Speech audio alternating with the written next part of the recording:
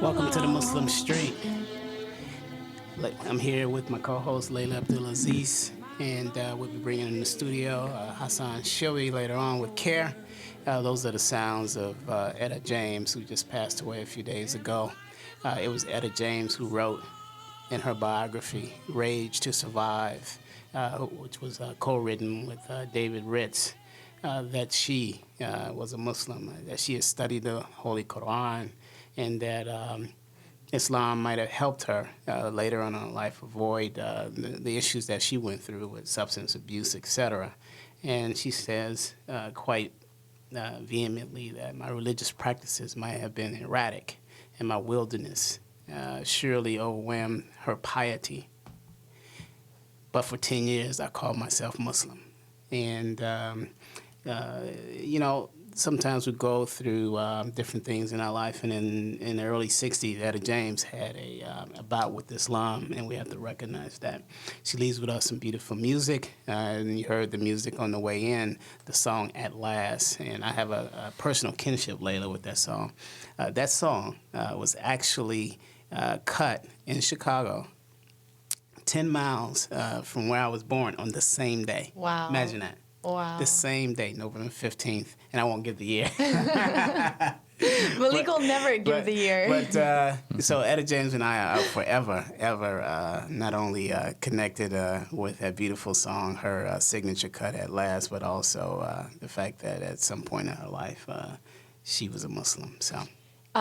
Definitely. I was looking into it, and I had no idea before you told me that Etta James had that decade-long experience with Islam, but definitely in the early 60s, she said that Malcolm X had a profound impact on her, and unfortunately, due to the turbulence of her lifestyle, to her impulse decisions, it only lasted a decade, but she did quote herself saying in her book that if I hadn't fallen off the wagon so easily and so frequently, Islam might have helped me avoid all sorts of problems. We definitely owe it to her, may she rest in peace, but she brought a lot of new intuitiveness to R&B, to the world of hip hop. Yeah. She was everywhere in the music scene, actually. Yeah, absolutely. She meddled around with alternative music, but her soulful nature definitely was something beautiful and something that will outsurvive her. And may Allah accept the shahada. Inshallah, ameen. But how are you doing, Malik? There's a lot coming up this week. Yeah, a lot of good things. We're going to talk. We're going to jump the show off by talking about Emerge USA, great retreat up in Tallahassee, in the capital here in Florida. What we're seeing that's happening all over the United States is a revival that reminds any historian who just take a cursory glance at history of the 1950s and 1960s in this country, when oppression ruled over black life through Jim Crow and the vile hatred and the attitude and darkness that was a cloud in the United States. And out of that rose up activism. And it was the young activists who rose up and stood against these injustices. And we're seeing the same thing today with Muslims all across this country. I think just in general, I think in 2008, a lot of that energy, a lot of that willingness to get involved naively surfaced within all the communities around the United States. That was in 2008, and now we're seeing 2012, a lot of people that kind of have this frustration with the energy that had developed in 2008 with the grassroots campaign of President Obama.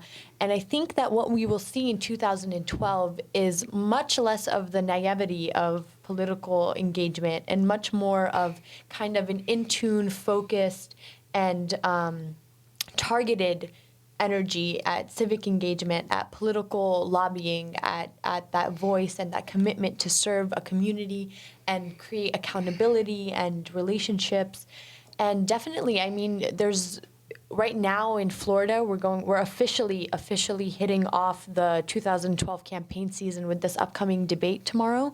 There'll be a GOP debate. All the candidates will be here in Tampa, Florida, at the University of South Florida tomorrow evening for the debate that will kick off the Florida primary season. And Muslim Street will be in the house. Yeah, Muslim Street will be in the house. Actually, just a reminder to all of our listeners, the The primary for Florida is January 31st. It's a closed primary, which means only Republicans can vote, only registered Republicans can vote. So keep that in mind. But between now and the 31st, we're going to see all those media dollars coming into Florida. We're going to see the campaigns. We're going to see a lot of dialogue, a lot of back and forth between candidates. And Florida is the first of the primary states with such a major and important media market. So it's very important, the upcoming week ahead of us, and I look forward to it. I look forward to what dialogue will become out of Florida. We'll see what Florida voters are demanding, what Florida voters want to hear.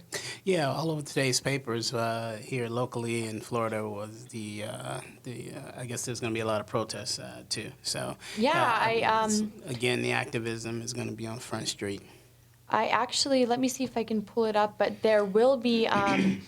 There's a planned march tomorrow that will go on at the University of South Florida. The GOP debates will be at a small theater over there, but a lot of there's a coalition to march on the RNC, which is the Republican National Committee, a convention that's coming that will be in Tampa, Florida as well.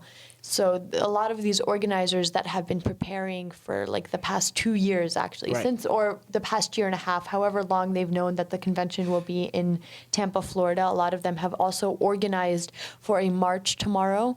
A lot of Florida voters are very unhappy with the state of welfare, of the economy, of the housing market, of what's going on in Florida. So we'll see what comes out of this debate. Yeah, and we'll also see how the press, the mainstream press, covers this the protest. And what I've seen in the past, where even during the run-up to the Iraq War, there were anti-war protests all around the country, hundreds of thousands of people showing up, and the press basically didn't cover it.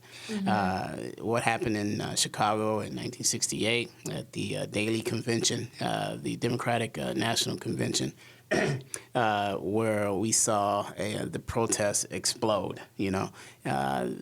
For some reason, this corporate-owned media that we have dominating the scene today are not only, when they should be reporting issues, they are creating and making the issues, and this is kind of skewed. Definitely.